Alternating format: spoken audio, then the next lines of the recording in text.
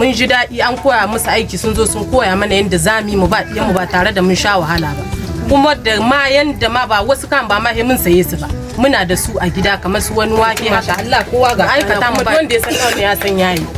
gaskiya mun gode Allah ya ƙara daha muna World Vision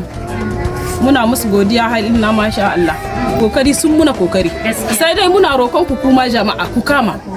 ka a saki yau suna nan gobe ba su nan kenan in mu iya da kanmu bai kai sai mun nema wani wuri ba kenan mu kama Allah ya kama muna kuma Allah ya sa kuma harkokin duk su tahi tare.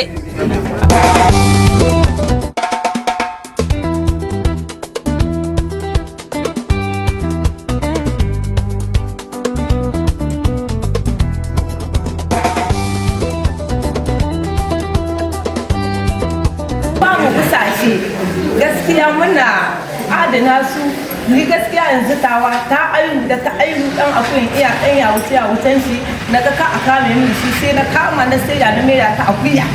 to yanzu akuya tana ne ita ma dai gaskiya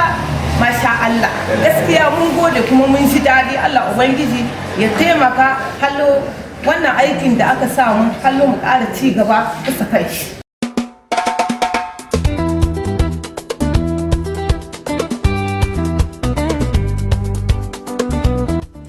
da suka ce za su zo wunar ce alhamdulillah vraiment na ji daɗi zaune kudan tunda na san kokarin da ku na gode Allah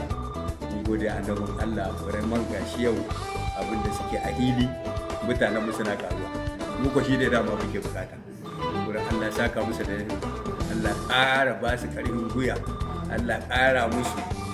finansu makin da za su tallafa